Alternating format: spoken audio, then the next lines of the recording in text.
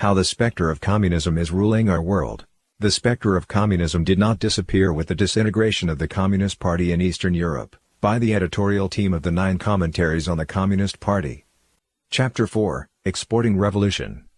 Table of Contents. 1. Exporting Revolution to Asia. A. The Korean War. B. The Vietnam War. C. The Khmer Rouge. D. Other parts of Asia. 2. Exporting revolution to Africa and Latin America. A. Latin America. B. Africa. 3. Exporting revolution to Eastern Europe. A. Albania. B. Soviet repression in Eastern Europe. 4. The end of the Cold War. A. Red Square is still red. B. The Red Calamity continues. References. The communist cult spread across the world is powered by violence and deception. When communism is exported from a powerful country to a weaker one, violence is the quickest and most effective route.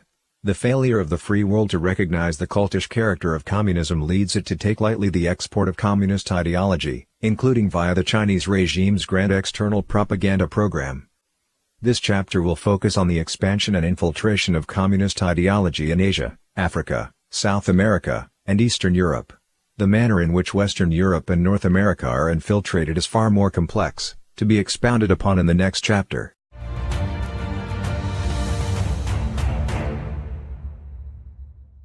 (1) Exporting revolution to Asia. The Soviet Union's export of revolution was the real reason the Chinese Communist Party was able to usurp power. In 1919, the Soviet Union established the Third Communist International, which aimed to export revolution around the world. In April 1920, Grigory Voitinsky, the representative of the Third Communist International, traveled to China. In May, an office was set up in Shanghai to make preparations for the formation of the CCP. Over the next 30 years, the CCP was merely an organ of the Communist Party of the Soviet Union, and Mao Zedong received a monthly stipend of 160 to 170 yuan from the Russians. The average monthly salary of a worker in Shanghai at that time was around 20 yuan. The CCP's seizure of power was in part connected with the Communist Party's infiltration of the United States. This is one of the reasons U.S. President Harry S. Truman cut off support to Chiang Kai-shek while the Soviets continued to support the CCP. Truman also made the decision to exit Asia after World War II. In 1948, the U.S. Army left South Korea, and on January 5, 1950, Truman announced that the United States would no longer interfere with affairs in Asia. This included the cessation of military assistance to Chiang Kai-shek's Taiwan, including in the case of the war between the PRC and the Republic of China. A week later, U.S. Secretary of State Dean Acheson reiterated Truman's policy, and said that if war were to break out on the Korean peninsula, the United States would not get involved. These anti-intervention policies provided an opportunity for the Communist Party to expand its influence in Asia. When North Korea invaded the South, and the United Nations sent troops, the United States changed its policy. The CCP went all out in trying to export revolution. In addition to training guerrilla fighters in different countries, providing weapons, and sending troops to fight against legitimate governments, it also provided significant financial support for insurrections. During the heat of the Great Cultural Revolution in 1973, the CCP's foreign aid spending reached its peak, 7% of the national fiscal expenditure. According to Qian Yaping, a Chinese scholar with access to secret documents released by the Ministry of Foreign Affairs, 10,000 tons of rice were shipped to Guinea and 15,000 tons of wheat were sent to Albania in 1960. From 1950 to end of 1964, the total foreign aid expenditure was 10.8 billion yuan, during which time the most expenditure was from 1960 to 1964, when the Great Famine was going on in China. During the famine from 1958 to 1962, tens of millions died of hunger.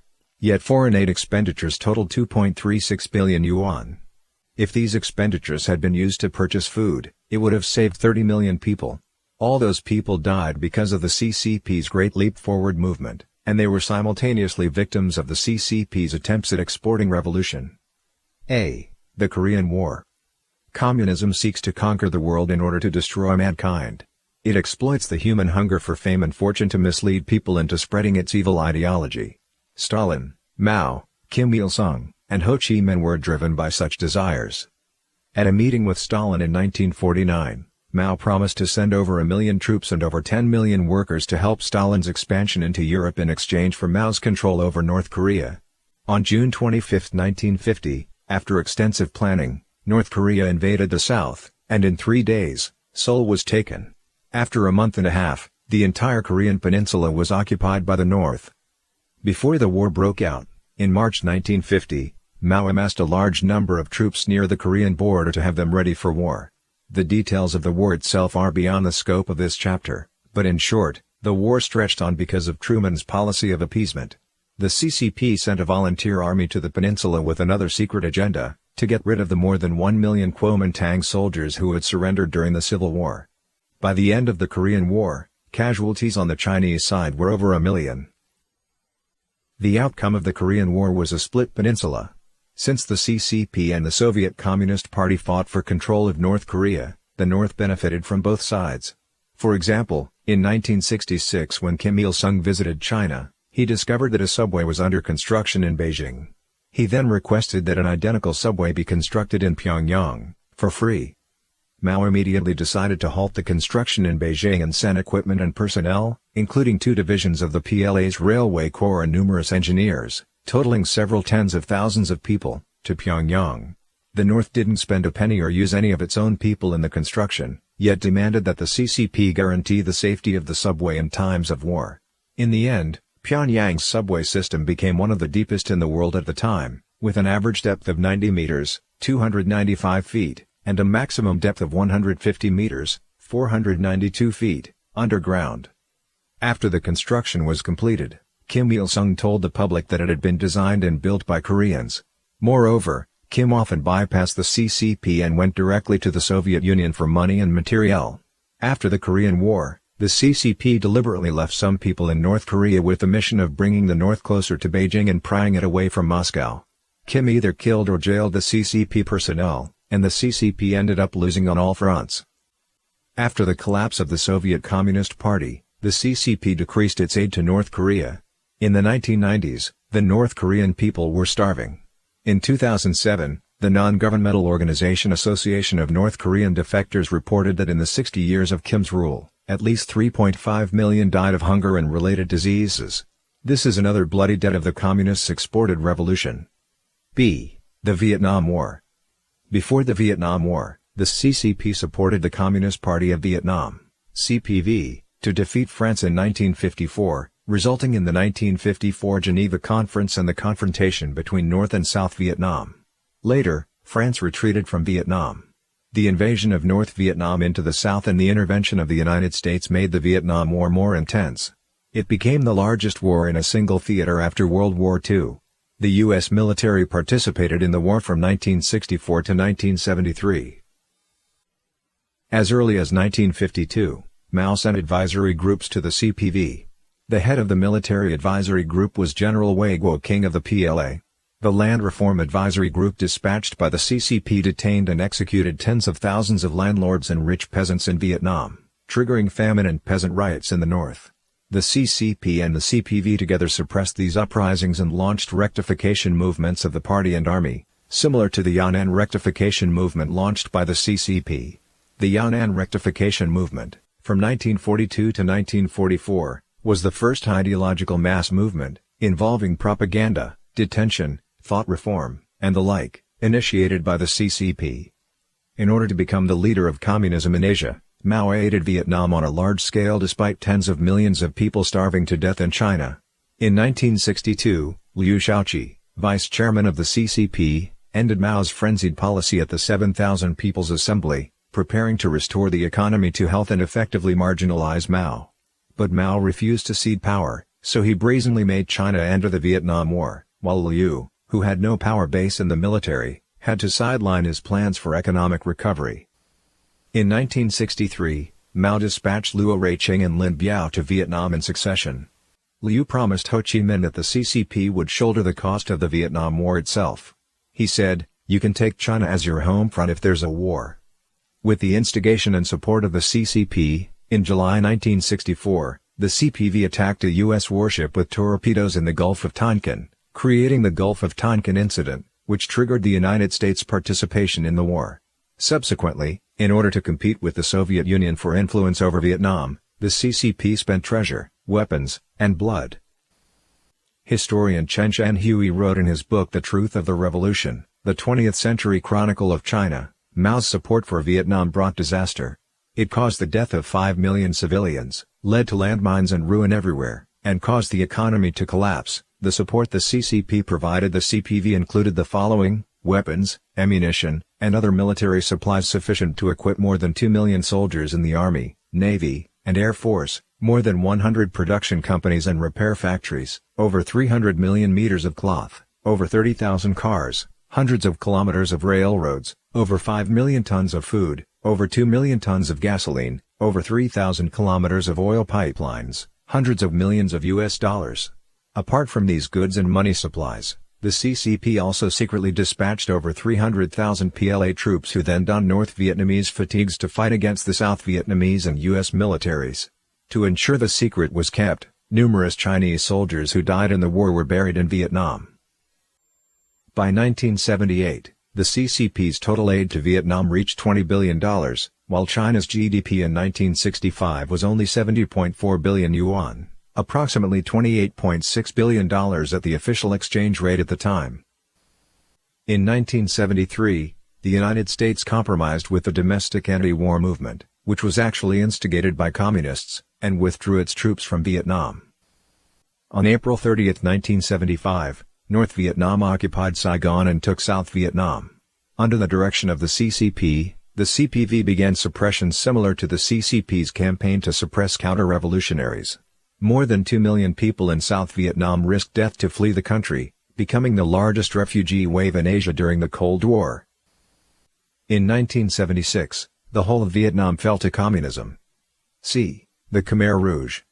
The CPV asked the CCP to provide large-scale assistance to Vietnam during the Vietnam War, but this later became one of the reasons China and Vietnam became hostile to each other. In order to export revolution, the CCP loaded Vietnam with huge amounts of aid in order to have it keep fighting the United States. Vietnam didn't want the war to drag out so long, so it joined the US-led four-nation talks, which excluded China, from 1969. In the 1970s, after the Lin Biao incident, Mao urgently needed to establish prestige in China. In addition, Sino-Soviet relations had worsened after the Zhenbao Island incident, a locally contained military conflict between the two powers. Mao thus cooperated with the United States to counteract the Soviet Union and invited U.S. President Richard Nixon to visit China. Meanwhile, facing opposition to the Vietnam War back home, the United States was loath to continue fighting. Vietnam and the United States signed a peace agreement. It was then that Vietnam drifted away from the CCP and came into the orbit of the Soviet Union. Mao was unhappy with this and decided to use Cambodia to put pressure on Vietnam. Relations between Vietnam and Cambodia became worse, and the two countries eventually went to war. The CCP's support for the Communist Party of Kampuchea, broadly known as the Khmer Rouge, began in 1955, with Khmer leaders receiving training in China. Pol Pot, the paramount leader of the Khmer regime, was appointed by Mao in 1965. Mao provided money and arms to the Khmer, and in 1970 alone provided Pol Pot with weapons and equipment for 30,000 people. After the United States withdrew from French Indochina, Vietnam, Cambodia, and Laos, the local governments were unable to resist the CCP-supported communists, and so the Laotian and Cambodian regimes fell into their hands in 1975. Laos fell to Vietnam while Cambodia came under the control of the CCP-backed Khmer Rouge. To implement the CCP's policy and teach Vietnam a lesson, the Khmer Rouge repeatedly invaded southern Vietnam, which had been united by the CPV in 1975. It slaughtered residents at the Cambodian-Vietnamese border and tried to occupy the Mekong Delta in Vietnam. Meanwhile, Vietnam's relationship with the CCP was bad, while its relationship with the Soviet Union was good. With the support of the Soviets, Vietnam began attacking Cambodia in December 1978. After Pol Pot seized power, he ruled with extreme terror. He announced the abolition of currency, ordered all urban residents to join collective forced labor squads in the countryside, and slaughtered intellectuals. In little more than 3 years, more than a quarter of the country's population had been killed or had died from unnatural causes. Nevertheless, Pol Pot was touted by CCP leaders Zhang Chunkow and Deng Yingchao. After the war between Vietnam and Cambodia began, the Cambodian people began to support the Vietnamese army. In just 1 month, the Khmer Rouge collapsed, lost the capital Phnom Penh, and was forced to flee into the mountains and fight as guerrillas. In 1997, Pol Pot's erratic behavior caused quarrels within his own camp. He was arrested by Khmer commander Tamak and, in a public trial, was sentenced to life imprisonment. In 1998, he died from a heart attack.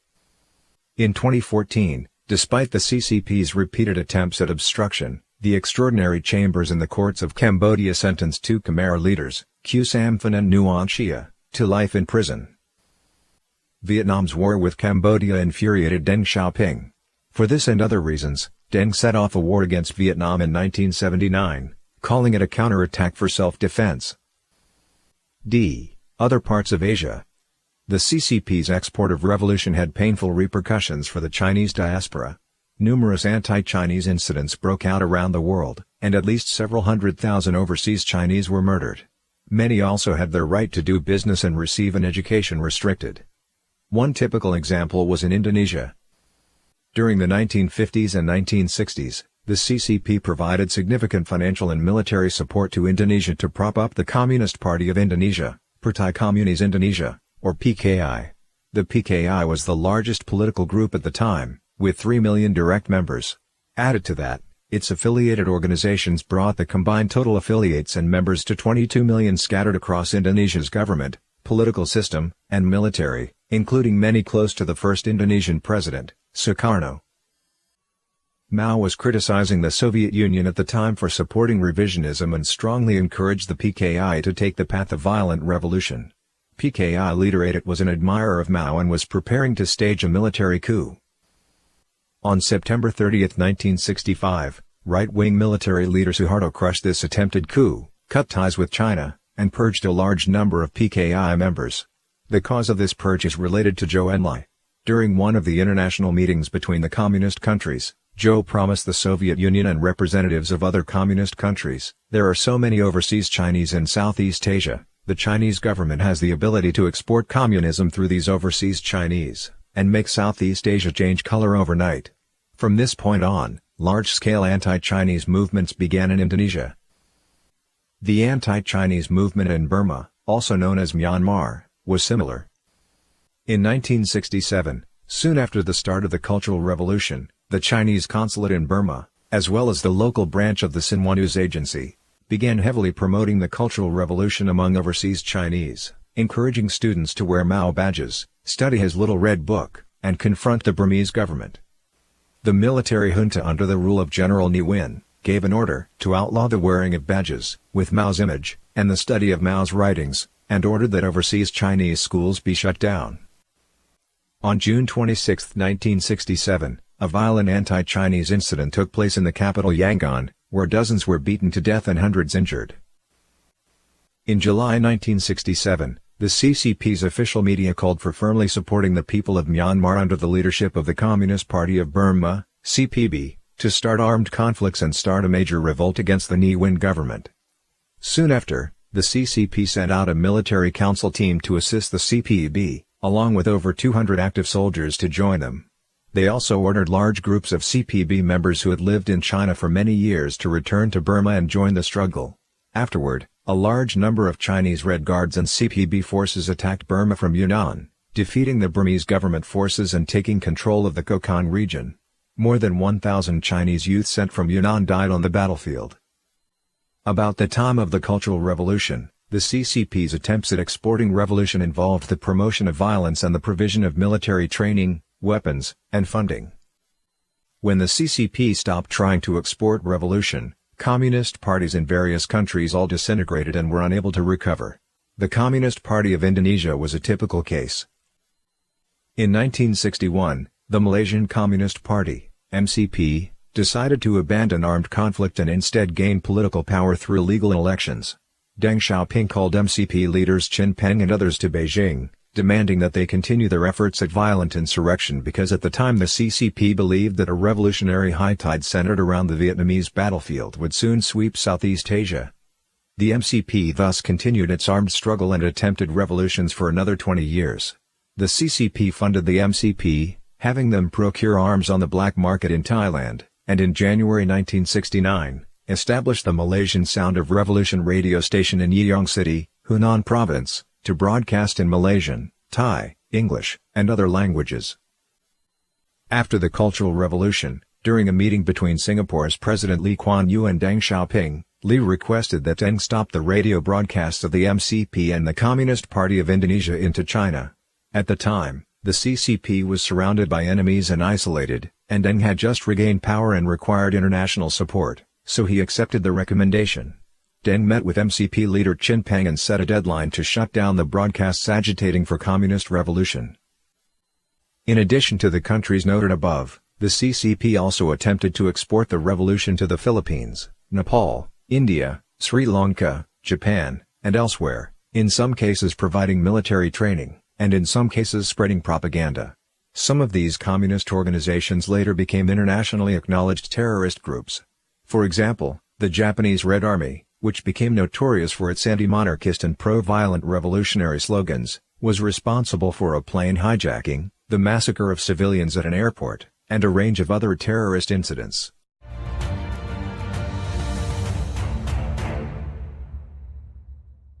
(2) Exporting revolution to Africa and Latin America. During the Cultural Revolution, the CCP often quoted a slogan by Karl Marx, "The proletariat can liberate itself only by liberating all of humanity." The CCP preaches world revolution. In the 1960s, the former Soviet Union was going through a period of contraction and was forced to promote an ideological line of retrenching efforts at external revolution.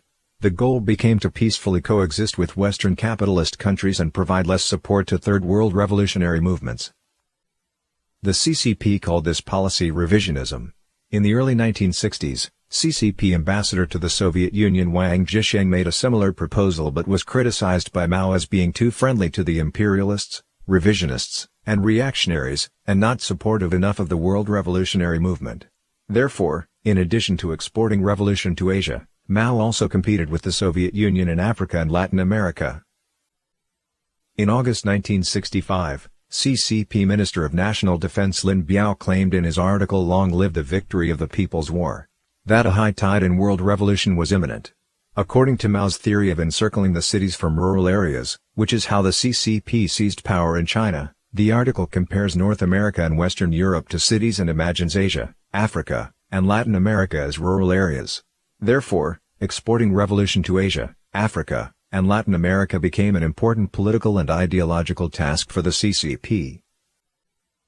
A. Latin America. Professor Cheng Ying Hong of the University of Delaware wrote the following in his article "Exporting Revolution to the World, an exploratory analysis of the influence of the Cultural Revolution in Asia, Africa, and Latin America." In Latin America, Maoist communists in the mid-1960s established organizations in Brazil, Peru, Bolivia, Colombia, Chile, Venezuela, and Ecuador. The main members were young people and students. With the support of China, in 1967 Maoists in Latin America established two guerrilla groups, the Popular Liberation Army of Colombia, which included a female company that mimicked the Red Detachment of Women and was called the Maria Cano Unit, and Bolivia's Nankawazi Guerrilla, or National Liberation Army of Bolivia. Some communists in Venezuela also launched armed violence actions in the same period. In addition, the left leader of the Peruvian Communist Party, Abimael Guzman, was trained in Beijing in the late 1960s. Apart from studying explosives and firearms, more importantly was his grasping of Mao Zedong thought, particularly ideas of the spirit transforming to matter, and that with the correct route, one can go from not having personnel to having personnel, not having guns to having guns, and other mantras of the Cultural Revolution.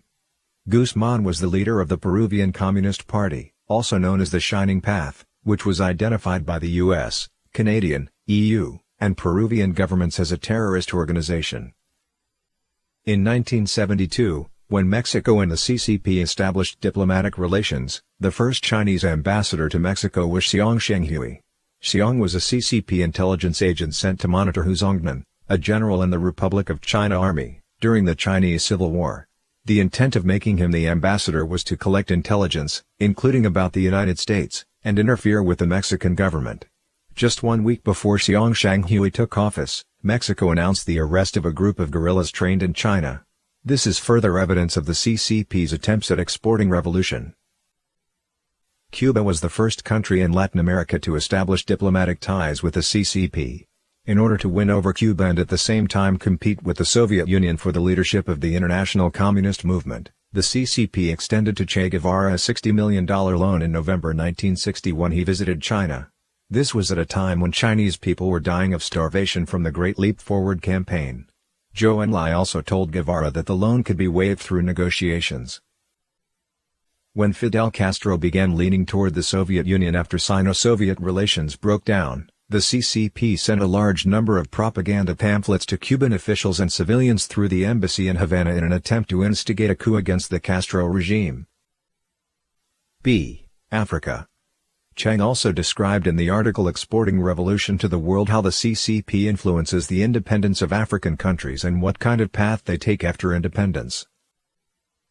According to Western media reports, before the mid-1960s, some African revolutionary youth from Algeria, Angola, Mozambique, Guinea, Cameroon, and Congo received training in Harbin, Nanjing, and other Chinese cities.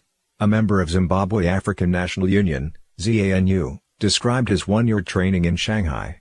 In addition to military training, it was mainly political studies, how to mobilize rural people and launch guerrilla warfare with the goal of People's War.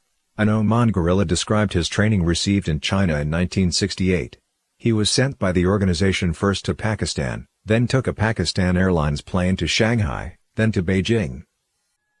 After visiting model schools and communes in China, he was sent to a training camp for military training and ideological education. The curriculum of Mao Zedong's works was the most important in the schedule. Trainees must memorize many quotations from Mao. The part about discipline and how to interact with the rural masses was very similar to the 3 major disciplines and 8 items of attention used by the People's Liberation Army. The African trainees also witnessed China during the Cultural Revolution. For example, during a visit to a school, when a teacher asked how to treat gangster elements, students replied repeatedly in unison, kill, kill, kill. At the end of the training, every Omani trainee received a book by Mao translated into Arabic. Assistance to Tanzania and Zambia was the largest of the CCP's external revolution projects in Africa in the 1960s. The CCP sent a large number of experts from the Shanghai Textile Industry Bureau to help build the Tanzanian Friendship Textile Factory. The person in charge injected a strong ideological tone into these 8 projects. Upon arrival in Tanzania, he organized a rebel team, hung the 5-star red flag of the PRC on the construction site, erected a statue of Mao and Mao's quotations, played Cultural Revolution music, and sang Mao quotes. The construction site became a model of the Cultural Revolution overseas. He also organized a propaganda team of Mao Zedong thought and actively spread rebellious views among Tanzanian workers. Tanzania was not happy about the CCP's attempts to export revolution. Afterward, Mao decided to build a Tanzania-Zambia railway that would also connect East Africa with Central and Southern Africa. The railway passed through mountains, valleys, turbulent rivers, and lush forests. Many areas along the route were deserted and inhabited only by wildlife. Some of the roadbeds, bridges, and tunnels were constructed on foundations of silt and sand, making the work extremely difficult. There were 320 bridges and 22 tunnels built. China sent 50,000 laborers, of whom 66 died, and spent nearly 10 billion yuan. It took 6 years to complete the work, from 1970 to 1976. However, due to poor and corrupt management in Tanzania and Zambia, the railway went bankrupt. The equivalent cost of the railway today would be hundreds of billions of Chinese yuan, or in the tens of billions of US dollars.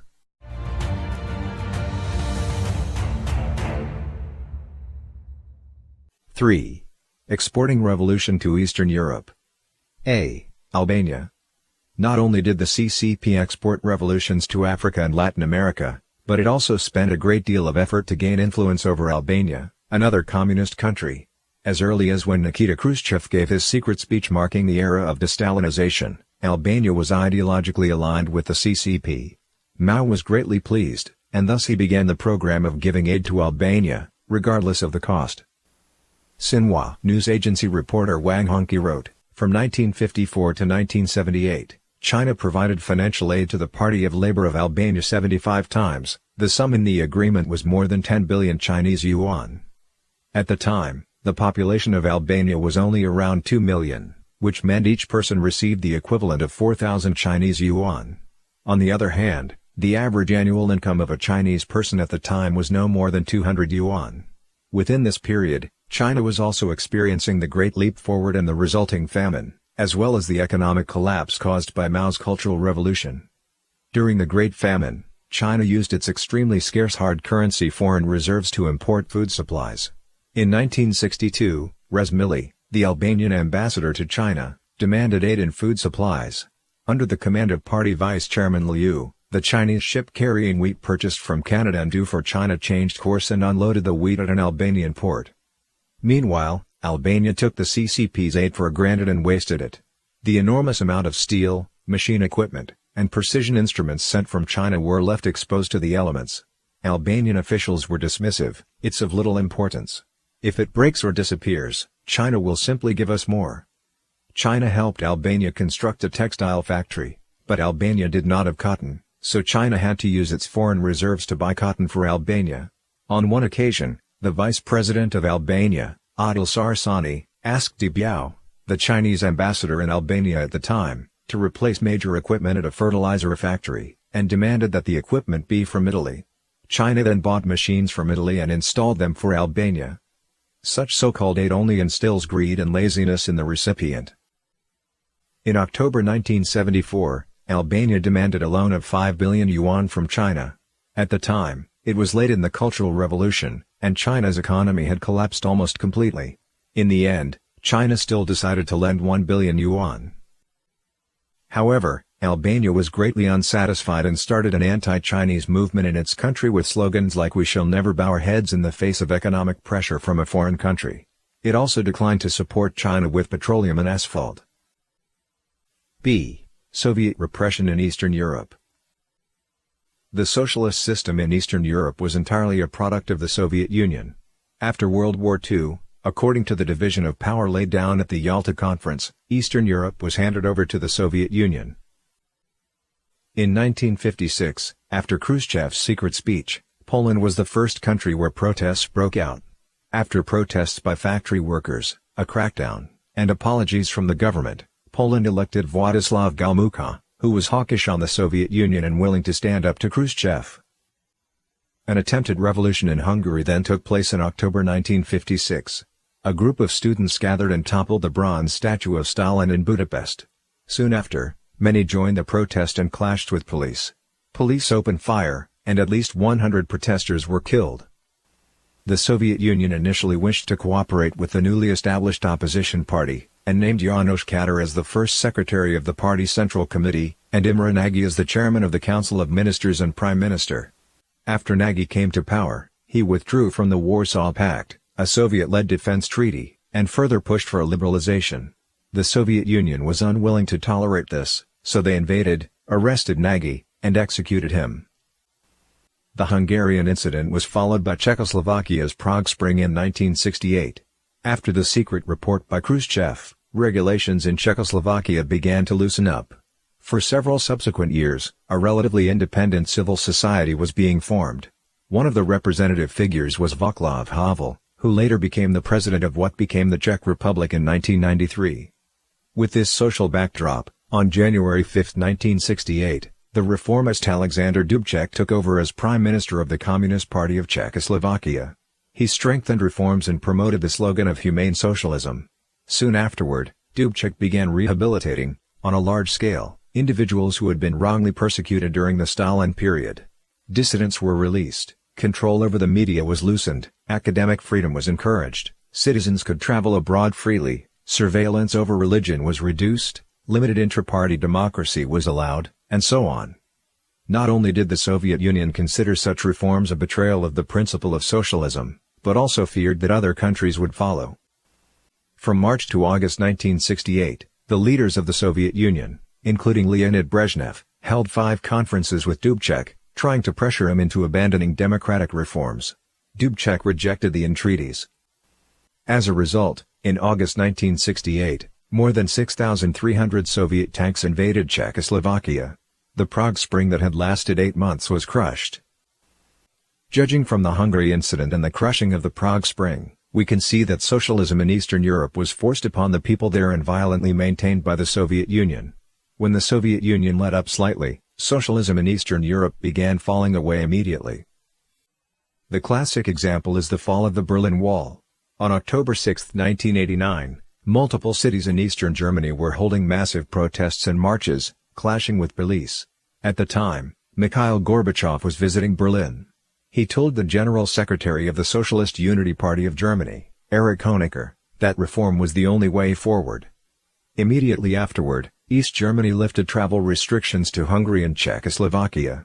This allowed vast numbers of people to defect to Western Germany through Czechoslovakia, and the Berlin Wall could no longer stop the waves of fleeing citizens. On November 9, the East gave up on the partition. Tens of thousands of residents poured into West Berlin, and the wall was dismantled. The symbol of a communist iron curtain that had stood for decades disappeared into history. The year 1989, when the Berlin Wall fell, was full of turmoil. Poland, Romania, Bulgaria, Czechoslovakia, and Eastern Germany all achieved liberty, freeing themselves of socialist rule. This was also the result of the Soviet Union giving up on its own policies of interference. In 1991, the Soviet Union fell, marking the end of the Cold War. The Soviet Union's interference in the Middle East, South Asia, Africa, and Latin America was not limited to the few examples described above. Similarly, in the past few decades, the Chinese Communist Party has aided 110 countries. One of the party's most important considerations for giving aid is the export of its ideology. Thus, the purpose of this chapter is simply to show that the spreading of violence is a vital method that communism uses to expand internationally. The more population and land the Specter controls, the easier it is to destroy humanity.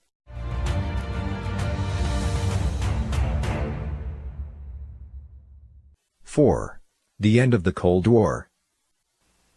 The end of the Cold War was a great relief for many. They thought that socialism, communism, and similar tyrannies had finally come to an end. But this was simply another way for communism to win. The standoff between the United States and the Soviet Union diverted people's attention away from the Chinese Communist Party and gave it time to carry out more malicious and sneaky schemes. The Tiananmen massacre on June 4, 1989, marked the rise of party leader Jiang Zemin. Aided by the suppression and propaganda machine that had already matured, Jiang continued to systematically destroy traditional culture and manufacture party culture.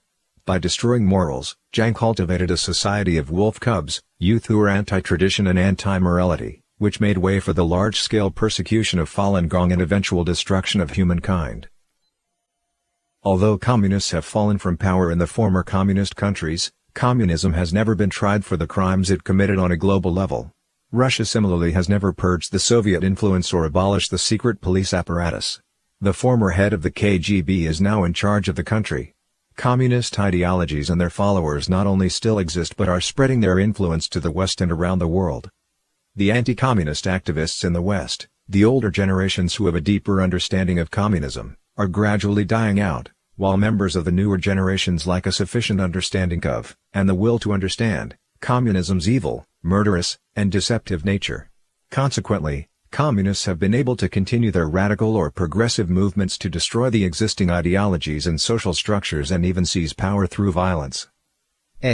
Red Square is still red. As other former communist countries called for independence and succession, people in the Soviet Union also yearned for change. Politics fell into chaos, the economy collapsed, and Russia was isolated in foreign affairs. Then, Russian President Boris Yeltsin declared that the Soviet Communist Party was illegal, and restricted its activities. People were energetic in expressing their long-held contempt for the party, and on December 26, 1991, the Supreme Soviet passed a law to dissolve the Soviet Union, marking the end of its 69-year rule. But how could deeply rooted communist ideologies yield so easily? Yeltsin set off a decommunization campaign upon establishing the Russian Federation. Statues of Lenin were pulled down, Soviet books were burned, former Soviet government employees were laid off, and many Soviet-related objects were smashed or burned, but all this still didn't get to the essence of communism. The denazification movement after World War II was much more thorough. From the public trials of Nazi war criminals to the cleansing of fascist ideology, the very word Nazi is now tied to a sense of shame. Even today, The hunt for former Nazis continues in order to bring them to justice. Unfortunately for Russia, where communist forces were still strong, the absence of a thorough purge of communism left room for them to make a comeback. In October 1993, only 2 years after the citizens of Moscow had taken to the streets to demand their independence and democracy, tens of thousands of Moscow citizens marched on the city square, shouting the names of Lenin and Stalin and waving the former Soviet flags. The rally in 1993 was of communists asking for the reinstatement of the Soviet system.